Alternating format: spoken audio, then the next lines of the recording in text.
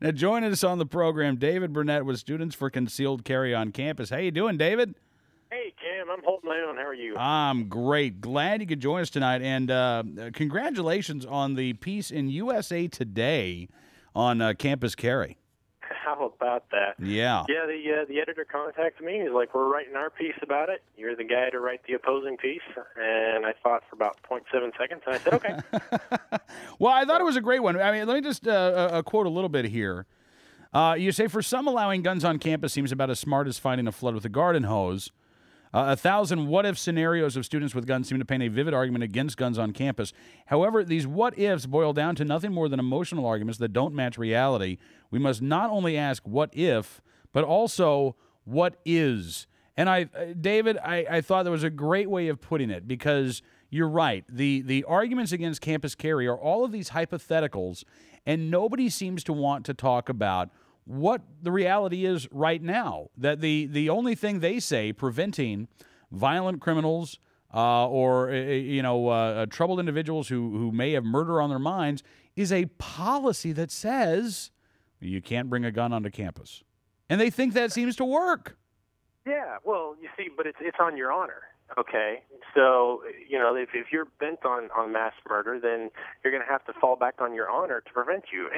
It blows my mind. Not just that the colleges hold this, okay? I get that they have their political views that are generally exclusive against concealed carry. Mm-hmm. But just the mass public, if you think about this, show me one single mass shooting, one single crime that has ever been stopped by taping a sticker to the door reminding people that their murder weapons are not welcome here.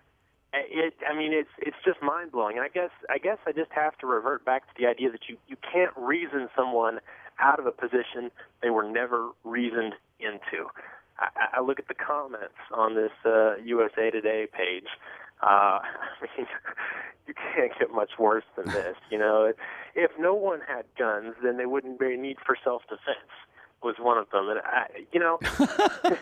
I agree with that, but show me on what utopia you can possibly guarantee me that the criminals will not be armed. It's completely untenable. I'm actually glad that was the argument you brought up, because I ran across on the Huffington Post today, of all places, a column by Diane Diamond, the television reporter, and titled "Packing Heat at College," and she says, "Truth be, I'd like to see all guns, from small handguns and Glocks to rifles and semi-automatic types, melted down and used for scrap. Tra-la-la, wouldn't it be a wonderful world that found no need for guns at all? My logical brain tells me that's never going to happen. So the question becomes, do we run the risk of regulating gun ownership so much that the responsible people among us decide it isn't worth the hassle of multiple classes, training sessions, and big fees to get a license? When that happens, only police and the bad guys will have guns, and as we all know, the police can't be everywhere." She writes, dependable Americans with permits already carry their weapons into shopping malls, banks, churches, and grocery stores, among countless other places every day. Why should a university campus be any different? So, David, here you have a person who says, I don't think there should be any guns in the world either, but that's not going to happen.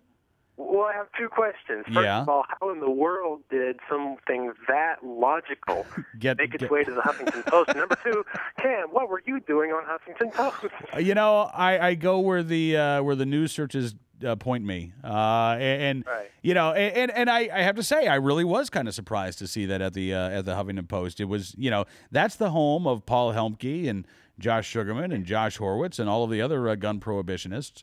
But every now and again they let one through. Yeah, and I guess maybe the copy editor didn't skim for content, just checked for grammar, because it really it did surprise me. But again, here you have somebody, David, who may not ever be an NRA member, may not ever be a concealed carry holder herself, but recognizes that the vision that these opponents of campus carry have is fundamentally an unrealistic vision.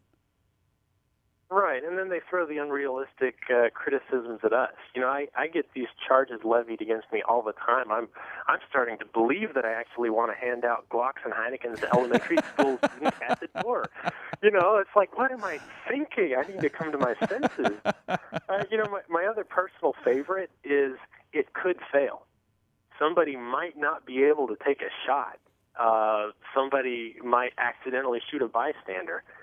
And I just think, okay, well, you know what? The chance that it might fail is an excellent reason not to even allow someone to try. You know, it's like the old shooting range instructor told me, you miss 100% of the shots you don't take. Hey, look, you know what? Last statistics I saw, David, over 40% of the freshmen who enter college will fail to graduate. So does that mean we should just, skip college, kids? You might fail. Chances are pretty good you'll fail, so why even try to get a degree? Right.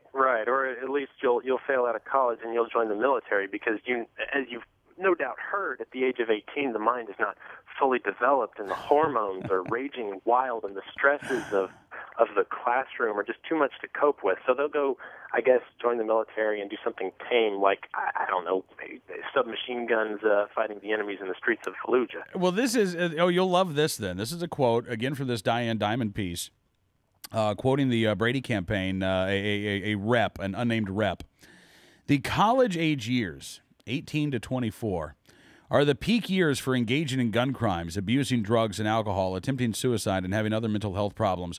A binge-drinking, drug-using student is dangerous enough. Let's not give him or her a gun. I just can't wait to find the next binge-drinking student and start handing out guns to them. I don't know. You know, these critics that you and I know, they are not. I don't think they even believe what they're saying. They have an agenda of gun control, and it's not about guns; it's about control. Yeah. But the good news is they are losing. We have campus carry legislation in some form pending in Georgia, Mississippi, Tennessee, Michigan, Texas, Nebraska, Florida, New Mexico, Arizona, Oklahoma, Kentucky, and Arkansas. Wow. With 2 to 3 more states in the hopper at this point, at least. Wow. And obviously we're quite sure that our bill in Texas is going to pass. These they can keep levying these charges at us. We're just going to keep soldiering ahead. We're going to keep pressing for legislation. We're going to keep putting the facts out there that we don't want to arm kids. We don't want to change who can carry. We want to change where they can carry. David, keep up the great work. I appreciate you coming on the program. Big time author now that you are. Thanks for spending a few minutes with us. Right. Well, it's always a pleasure. And let me ask everybody out there to come by Facebook.com/concealedcampus. You'll get updates on all of these bills I've just mentioned. You'll get links to these articles like this. Find out where to donate. Find out how you can get involved. All the good stuff. All right, David. Look forward to talking again soon, sir. Thanks for coming on the program.